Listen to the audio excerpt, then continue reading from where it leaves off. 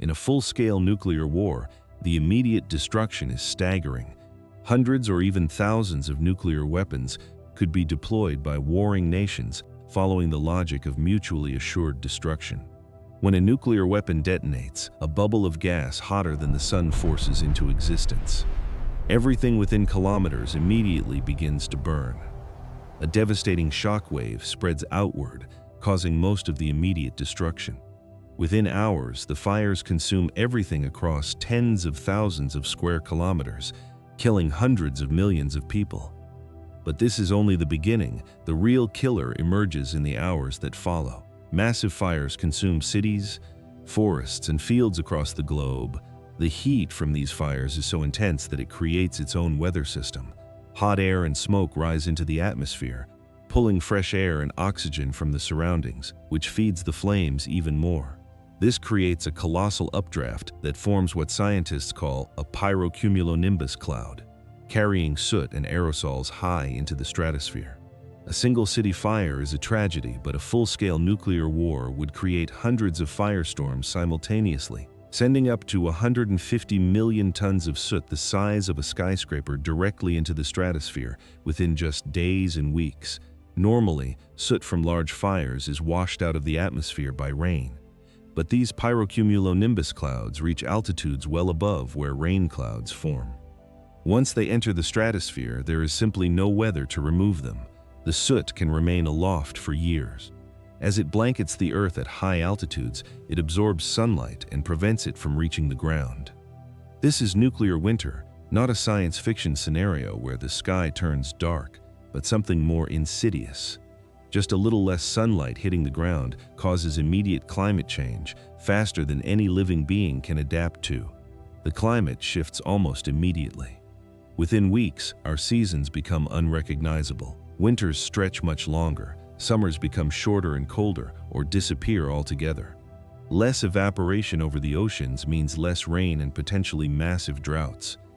For most of human civilization, this is catastrophic because our food depends entirely on the sun. The majority of humanity lives in the mid-latitudes, a strip of land with ideal temperatures for our species, and more importantly, where the plants we eat grow best. The vast majority of our food comes from just a few highly efficient crops produced in a handful of agriculturally productive regions, the US Great Plains, Ukraine, and similar breadbaskets around the world. In a full-scale nuclear war scenario, temperatures in these mid-latitude regions would likely stay below freezing for several years. Nothing can grow under these conditions. The world's breadbaskets would suddenly turn empty. When food production crashes, the mathematics are simple and brutal. Take all the calories humanity can produce and divide them by what the average person needs to survive. If you have more people than calories, then within a few weeks you don't.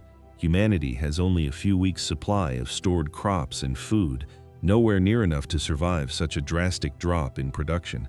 Modern industrialized agriculture is extraordinarily complex.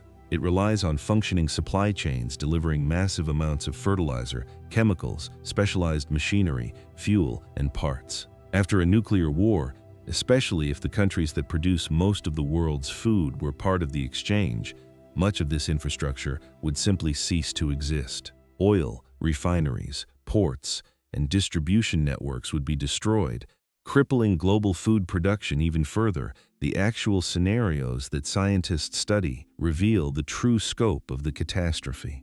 A relatively mild nuclear war between India and Pakistan using low-yield weapons would kill around 27 million people in immediate explosions, more deaths than all of World War I in just hours. The ensuing fires would cause a mild nuclear autumn that disrupts climate and agriculture, enough to starve up to 250 million people worldwide. The worst-case scenario is a full-scale global war between NATO nations and Russia, or involving China, which continues building its nuclear arsenal. In a scenario with around 4,400 nuclear weapons, 360 million people would die in the initial blasts and fires alone. Humanity would be essentially dropping an asteroid on itself. The nuclear winter that follows would tank human calorie production by as much as 90%. The climate would take at least a decade to recover, and within 2 years, the global death toll from starvation could rise to about 5 billion. In mid-latitude countries like Russia, China, Canada, the United States, and much of Europe, only a few percent of the population might survive. Civilization as we know it would cease to exist. However, nowhere is truly safe. The southern hemisphere would experience a milder nuclear winter, but all nuclear weapons states are in the northern hemisphere.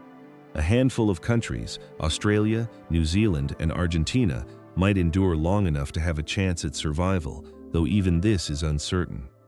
They have livestock less affected by climate disruption than crops, and they might stop exporting food to focus on their own populations, assuming they aren't invaded by starving nations desperate to survive. When nuclear winter eventually ends, the world would be unrecognizable. The human civilization that emerged from the ashes would be thrown back thousands of years, slowly attempting to rebuild a world full of scars and graves. It is impossible to know how many people would die in total, but recovery would be measured in centuries. The only right answer to this problem is this: nuclear war must never happen. We need to do everything we can to reduce this risk, whether by supporting expert organizations working on nuclear security or by becoming informed citizens who understand what is truly at stake. The survival of human civilization depends on it.